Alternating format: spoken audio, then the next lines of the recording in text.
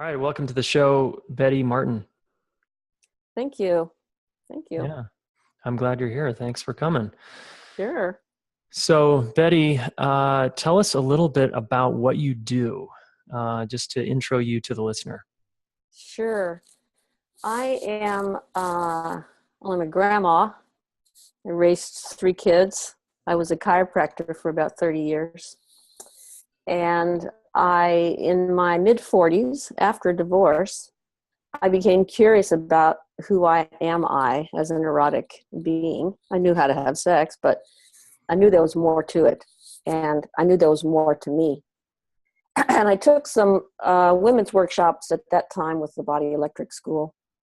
And then that opened my mind and my experience to a whole new level of experience of who I am and what is eros and what is sex anyway and what is spirituality anyway and what do they have to do with each other and what am I actually capable of. And it became kind of a spiritual path for me for a number of years, and I explored with a few other women and a few men who were on this same path of what does this mean? Mm-hmm. What does it mean to be human? How does our eroticism fit into that? And I already had a background in peer counseling and therapeutics and body-mind integration modalities and a bunch of stuff like that. So at some point after exploring that for a while, some years, I realized that I was interested in offering it to other people. And so I closed my chiropractic office.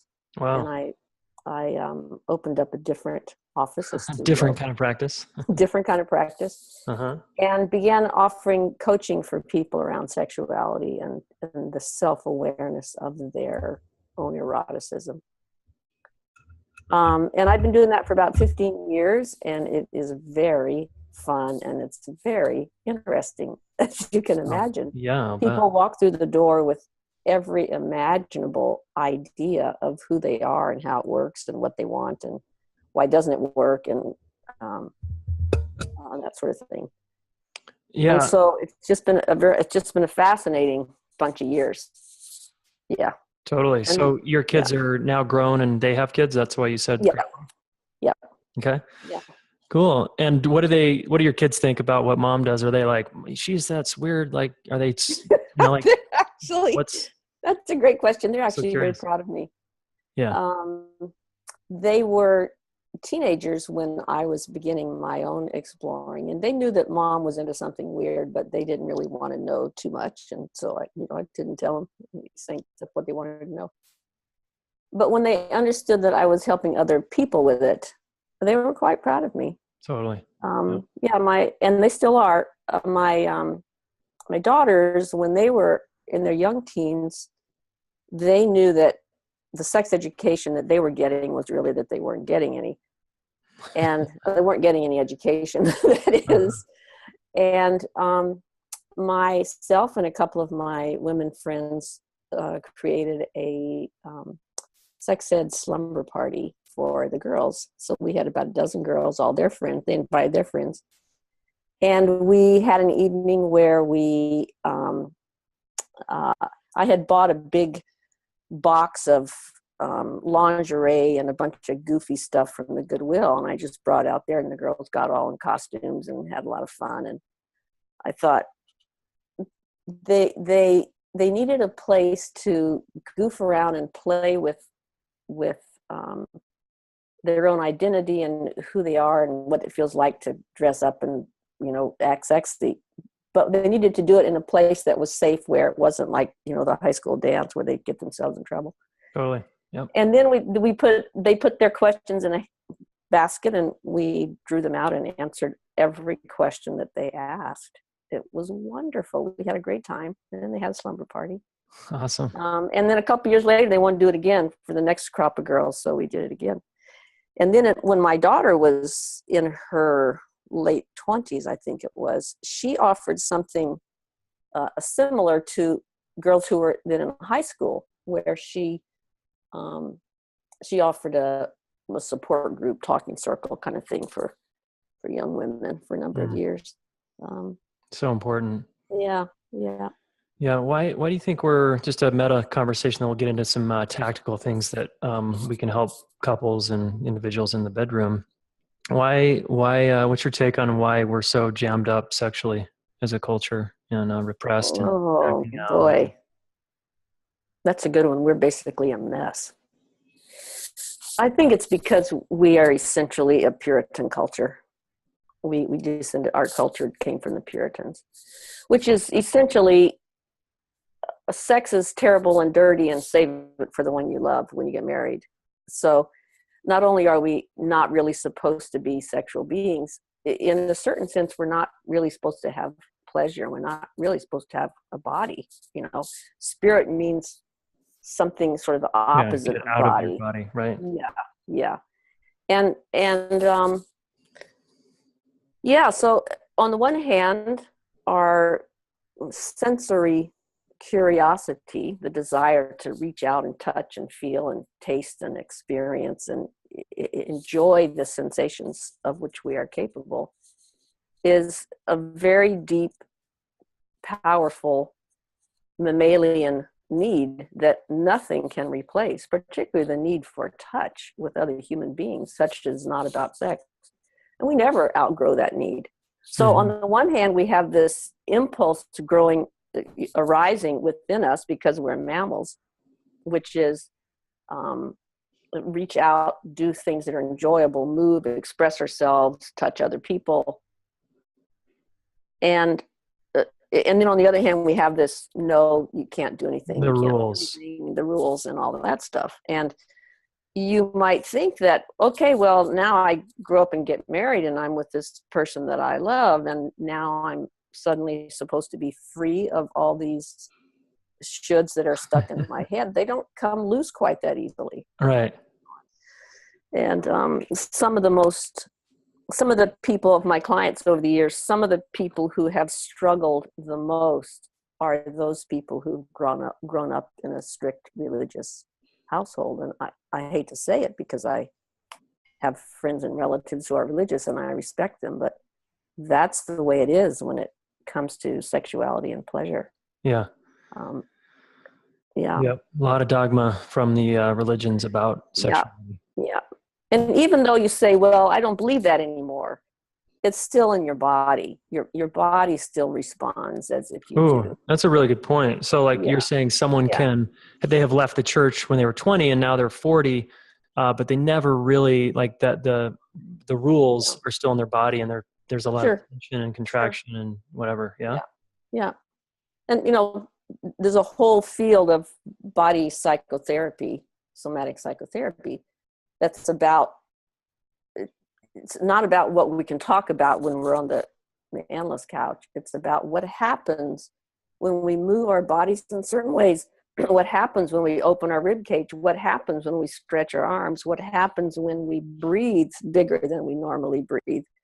All kinds of feelings will come up, not all of which you understand particularly, but this is like sort of a sidetrack,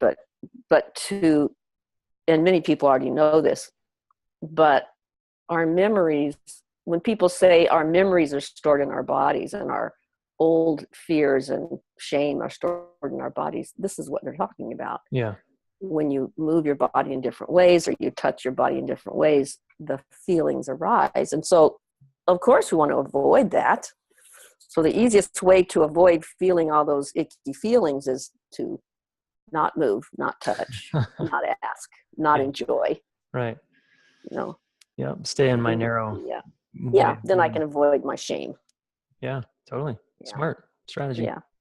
But it's a pretty bleak picture. I'm sorry.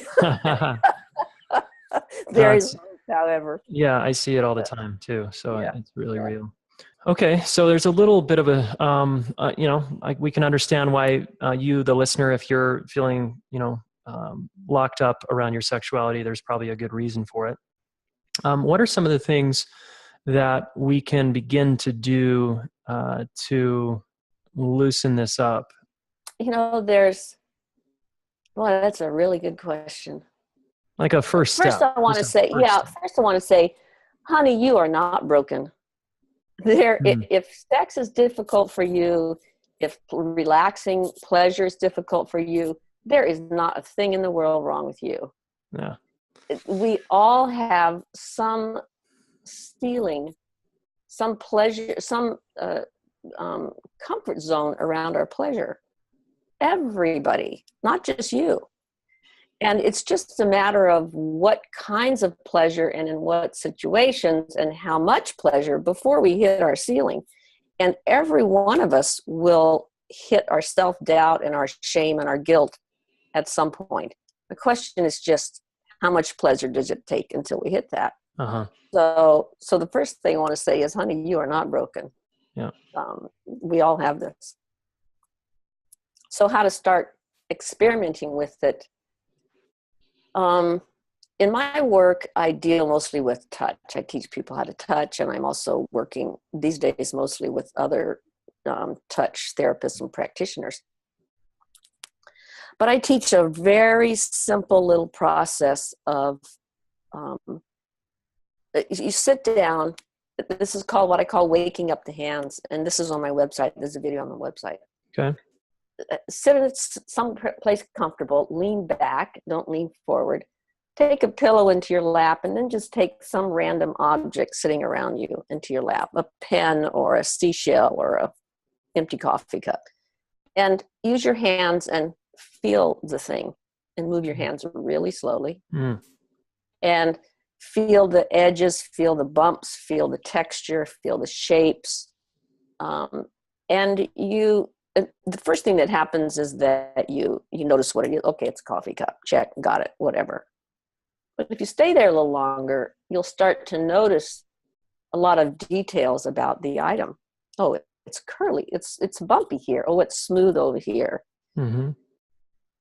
And then if you stay there longer, usually a few minutes, maybe 3, 4, 5, 10 minutes, 20 minutes, you'll start to notice that it feels pleasant in your hand. And then you'll start to notice that instead of feeling the item, you're using the item to create pleasure in your hand. Mm. You're feeling it up. And that your hands, you start to notice that your hands are capable of quite a lot of pleasure, and pleasure that has nothing to do with anything. It's not about sex, not about love. Not about getting anywhere. Not about getting anywhere. There's nowhere to go. It's not about somebody doing something to you. It's not about giving somebody else. Not about fixing anything. It's not about anything.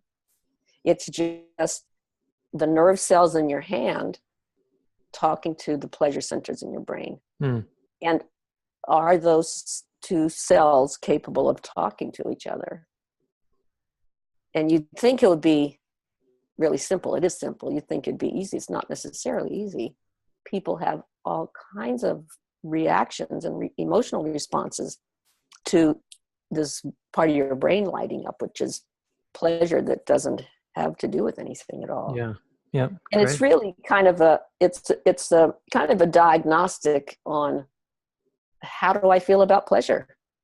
Am I capable of pleasure? Do I remember how to have pleasure? And you are capable of it because you still have your nerve cells. You've just forgotten. Mm-hmm. And when I have people do this in my studio, and particularly if I'm working with couples, sometimes it'll click in the first, 20 seconds, 30 seconds, minute, 2 minutes, 3 minutes, where the pleasure kicks in. And sometimes it's extremely difficult. Occasionally I've had to say to people, you go home and do this 5 minutes a day and come back in 3 weeks. And then we can, continue on. Go to the next step. Yeah. We'll go the next step because it's extremely simple, but it will show you right where you are in relationship to your own experience of pleasure. And it can be sometimes quite shocking. And sometimes it's a big relief, like, oh, I didn't know my hands could feel this good. Awesome. That happens too. It really, really varies. But if you want to experiment with, well, how do I feel about pleasure? That's an interesting way to play with it. Yeah. Great. Yeah. Yeah. Okay, I love that. So listener, Yeah. you've got a Yeah. good homework assignment right there. Yep. Yeah. Yeah. And you can do it, you know, you don't need to sit down and do it for 20 minutes every day. You can do it for 20 seconds. Like if it's a little challenging, just start feeling things around you. You know, feel up the edge of your couch while you're sitting there. If you're Yeah. standing at the bus stop, you might want to be a little discreet, but you know, to start feeling up your world and see what you notice. Cool. I like that.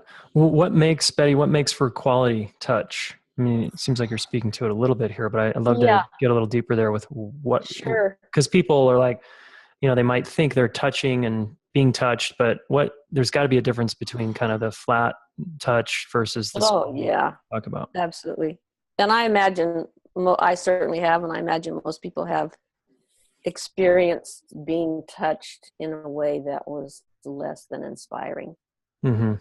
And I'm talking here about consensual touch. I'm not talking about assault or sexual assault or rape or something, but even touch that you want and it's in a good situation. Yeah.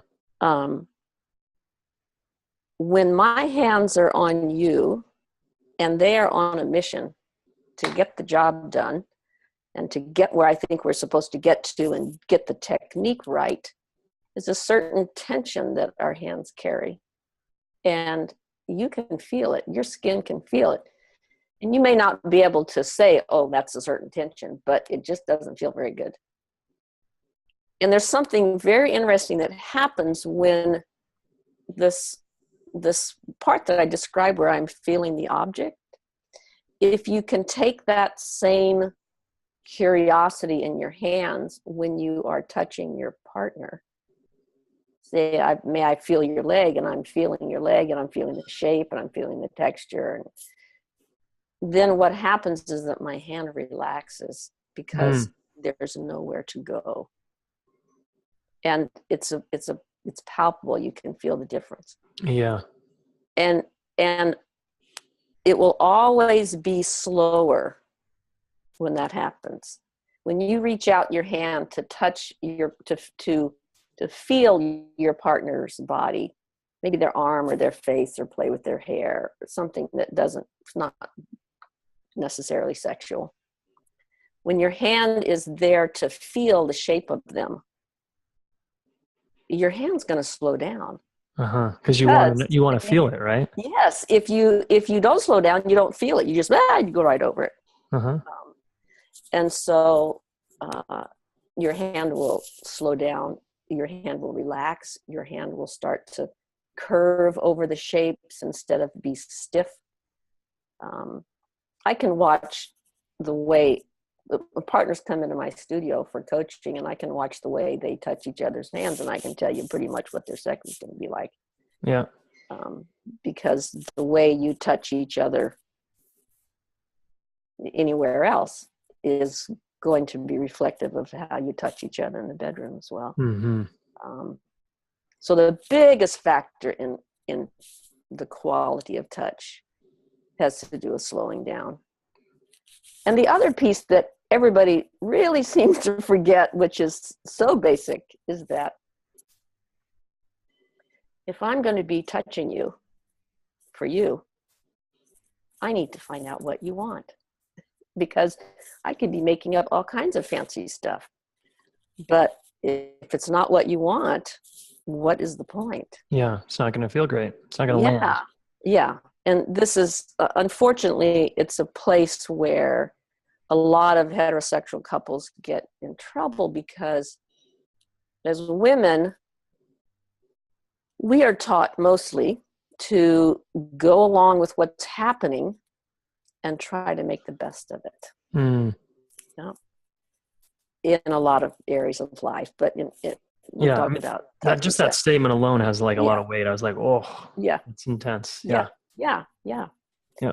And so that's the way we're taught, and very often it can be a lot of work to unlearn that. Mm-hmm. And men, for the most part, are taught that they're supposed to know what to do and never ask for directions. Yeah. Right. Yeah. So you've got not a good mix here. He's guessing, and she's going along. So who's actually enjoying it? Wow. Yeah, potentially nobody. Yeah, I've never heard it framed so simply as that. That really Yeah. just clicks. Yeah. Like, wow, Yeah. that's kind of the deal. Yeah, Yep. happens all the time. Yeah. Happens all the time. So the sort of body of work that I've been working on, that I'm writing a book about these days, is called The Wheel of Consent, and it distinguishes between, when I'm touching you, am I touching you the way you want, or am I touching you the way I want? And both of those are wonderful. And both of them we need both of them.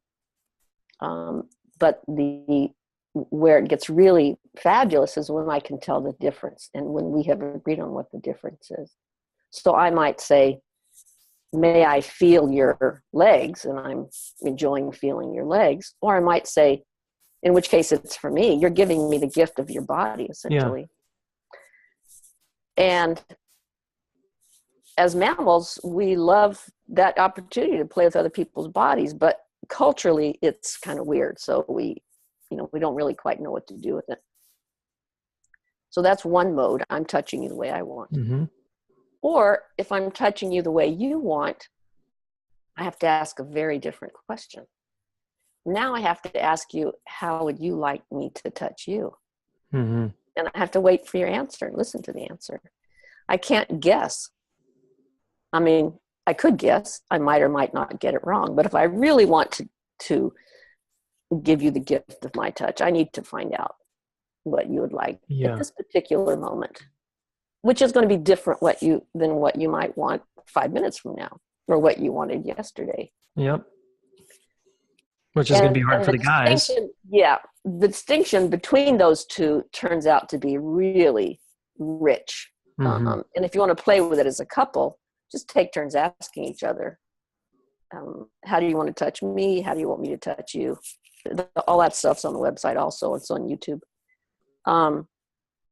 But this is where a lot of couples can easily get lost, is that, well, she liked it yesterday. You said yesterday he always wants me to do. Yeah. Yeah, exactly. And when I talk about this in a group, I see a lot of nodding heads. I don't know, I see your nodding head. It's like, I've been there. And again, the male sort of thing of like, I need to be able to, it needs to be like logical and predictable. And so, well, you said it yesterday, so that means today you also want it in this. And then then I get frustrated if you're like, no, actually I didn't feel good today. Right, exactly. Well, hello, it's a different day. Yeah. What? Yeah. Yeah. Okay. That's great. That's another great practical tip for you, the listener here. This is awesome. Yeah. It can be challenging to ask people what they want. I mean, It's usually easy to ask someone what they want. What would you like? What sounds wonderful to you, my darling? It's not always easy to answer it, because we don't always know what we want. That we human beings, that the interesting thing is why we would think that's a problem. If you ask me how I would like to be touched, and I don't know right away, why is that a problem? Uh-huh. It's not a problem unless you're in a hurry to get going. Yeah. Or I'm in a hurry to get out of my own discomfort and get going and get it over with. Yeah, and I'm judging you that you should know yourself. You should know. Or whatever. Yeah. Yeah. One of the big ahas that's come from working with people over time is that the point is not the stuff that you're doing. Any monkey can do that. The point is, are you learning how to pay attention to yourself and what you actually want and where you're actually generous? Mm-hmm. That's a very different question, and not one that most of us are taught to ask ourselves. Yeah. A very different question. Yeah. And if you think that, well, good sex means I have all the tricks and I do all the cool things to the cool body parts, because I saw them in the video and they work, you're missing the most important part, which is this person in front of you who might notice that they want to be held today in a different way, or they might notice that they'd like their cheeks stroked today, or their hair played with today. And it's a simple but a huge thing. Just start taking turns at asking each other. If that's all you get out of the whole podcast, just take turns asking each other. Yeah. And start with things that are simple and easy. Yeah. Are you talking right now about the difference between a request and an offer? Something different? Not exactly, but we could go, well, sort of. That's a good segue. Yeah. Let's do that. Yeah. The difference between a request and an offer. And an invitation, I think you mentioned. Yeah. I swear, if I didn't known this way back in my younger years, my life would have been a lot easier.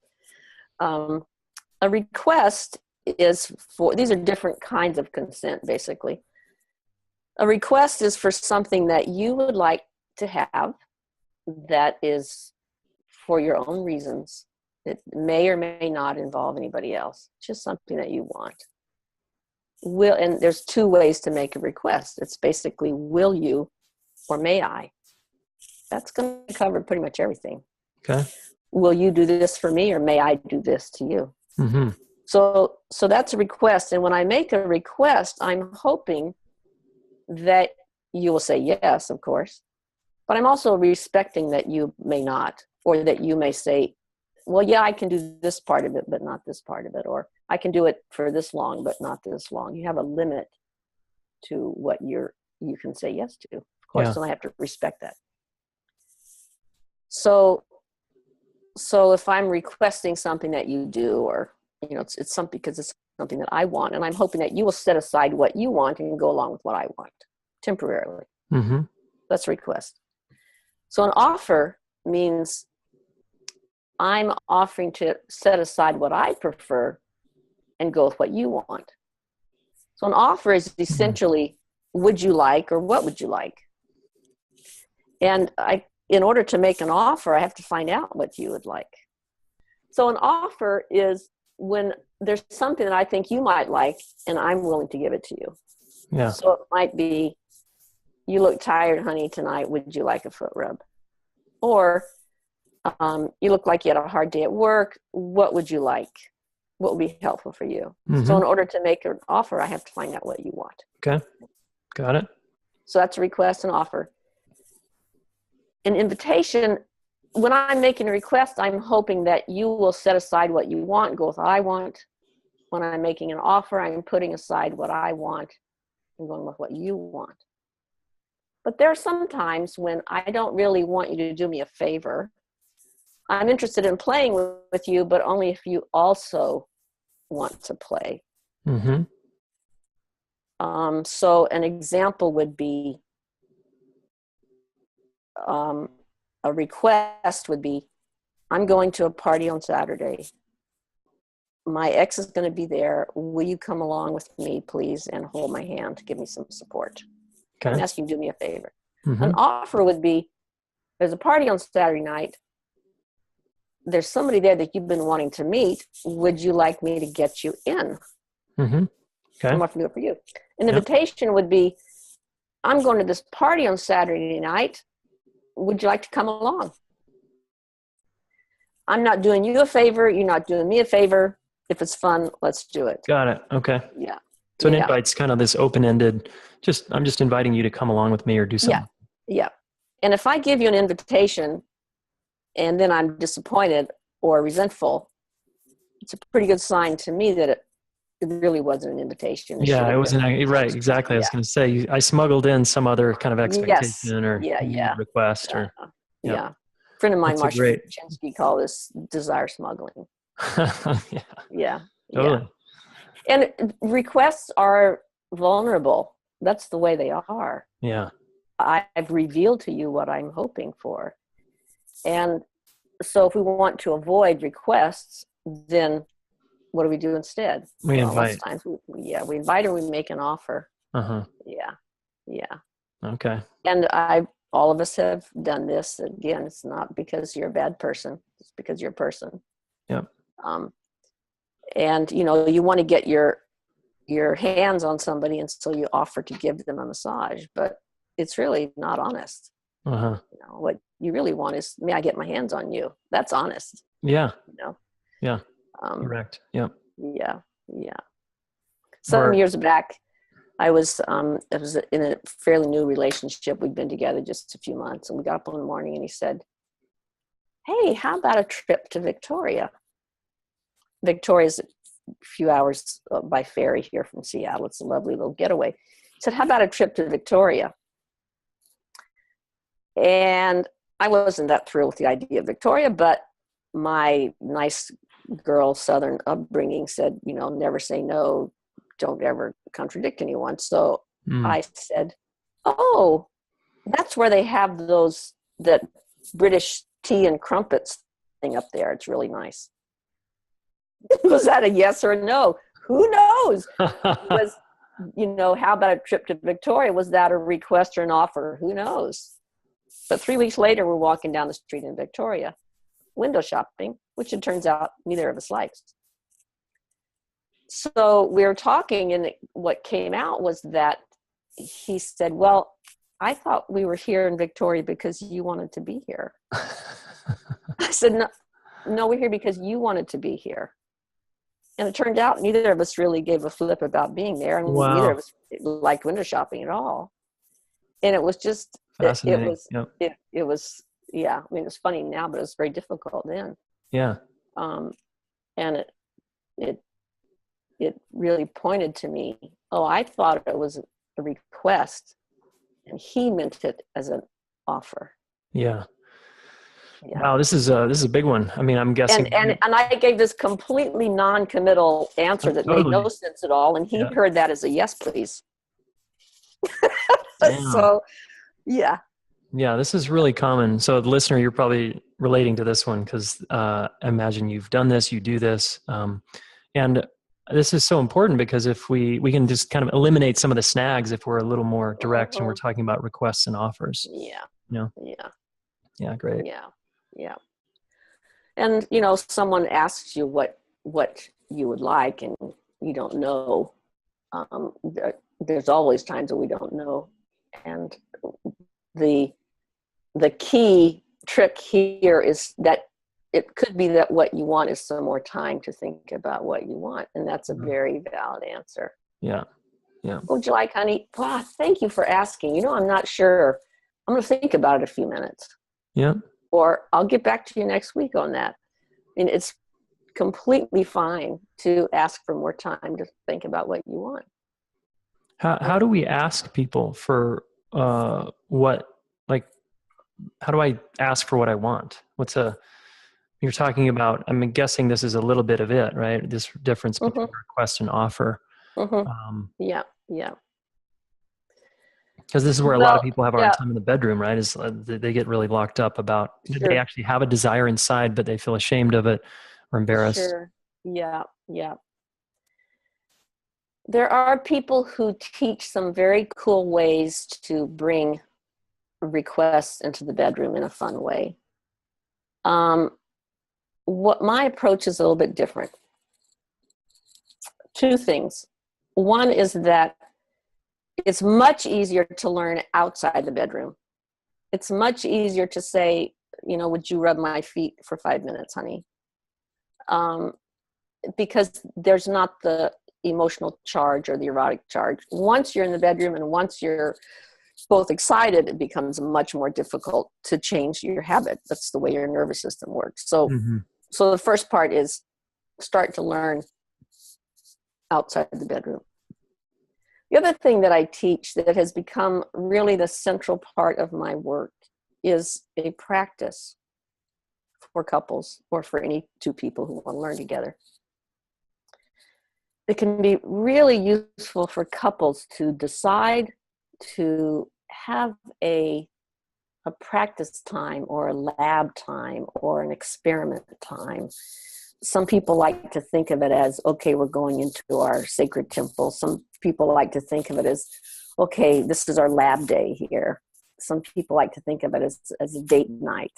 Yep. However you think of it is okay, but if you take a period of time, say an hour, 2 hours every week or every other Friday or whatever you want to do, and you dedicate that time, you set a container for it, then what happens is that when you're inside that container is a different set of rules than outside the container.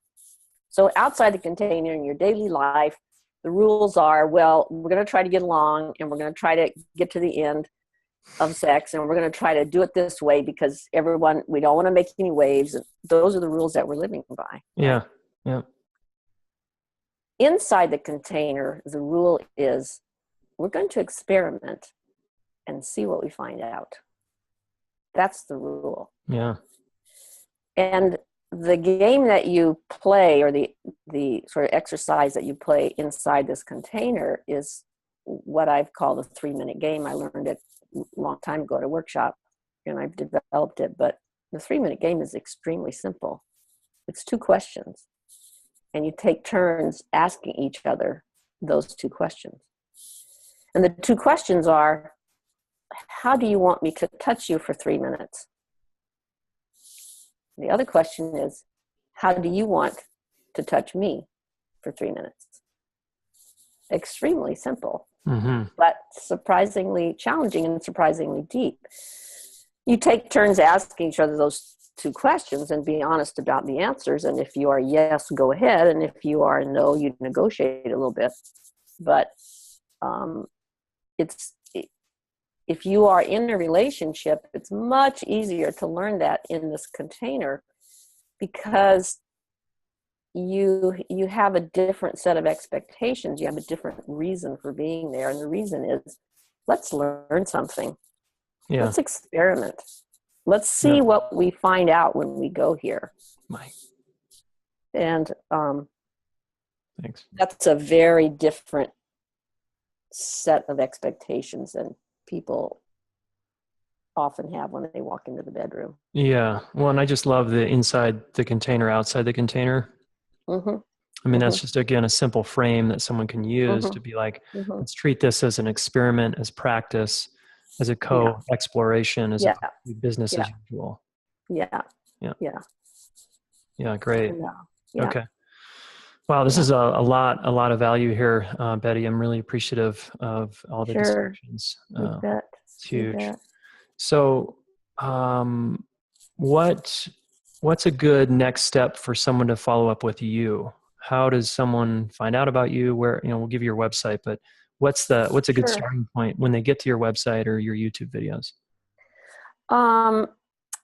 Yes, I'm on YouTube. On the website, there's a lot of more free videos that are not on YouTube, because on the website, they're in an order that makes sense. Yeah. On YouTube, there's just a few of them out there. So that would be the thing to do. And there's a whole page of free videos on the website that takes you through step by step, the defining what receiving and giving is, and the experiment with your hands that I told you about earlier. Yeah. Learning to feel each other and then give each other what you want. And it's a whole process. It's quite fun. Yeah. Great. That's be the place. I have a newsletter too, but most of my work these days is with other practitioners, teaching practitioners, body workers, therapists, coaches, sex workers, the boundaries and communication piece. Yeah. So that's where most of my work is. Thanks. These days. Yeah. Okay, great. And you do trainings then, it sounds like, for therapists, coaches, practitioners. Is that right? Yep. Where do they find out about that? That's on the website also. There's a calendar there. And when's your next training start? Well, this one, I'm taking the summer off to finish my book, so I'm not teaching again till September in Victoria, British Columbia. Right. This time I'm going to Victoria because I actually wanted to. Okay. And I'll be in Europe probably next year, and Australia. I'm all over the place these days. Yeah. Cool. Yeah. I have a question for you about, just a quick synopsis. I started this relationship school to teach most people how to do this intimacy connection Mm-hmm. stuff before Mm-hmm. really the bedroom. Because we didn't learn any of this in school. And I got sex ed in eighth Boy. grade. It was like 30 minutes long or something. Right. And I'm wondering, like, your work seems really like accessible to an adolescent and this will of consent. And I'm wondering, do you teach this? Has anyone been taking your work and bringing it into schools at all? Oh, that is a question I get often. And just barely. What I can say is that out of the some hundreds of people who've taken my courses over the years, a number of people are educators um, in schools and other places, and are starting to take the wheel of consent and my contributions to that into their different groups. So yes, it's beginning to happen. I imagine that once the book is out, that will happen a lot more. Yeah. I'm not so much. I'm not as qualified to go into schools as other people who already are. So I'm not likely to do it myself. But people who've studied with me who already have those skills and connections, those are the people who are taking it. Okay. Into those groups. Yeah. Okay. I would just love to follow up with you about our school and see if there's a way we can bring I want to look into it more, but just this wheel of consent. This sounds really rich. Just everything you're teaching today feels huge for us 14-year-old and 19-year-old. I mean, 29-year-old, a 59-year-old, all of us really, but wow. Yeah. And I think in particular, the wheel of consent, which we haven't really defined on this call, but it's the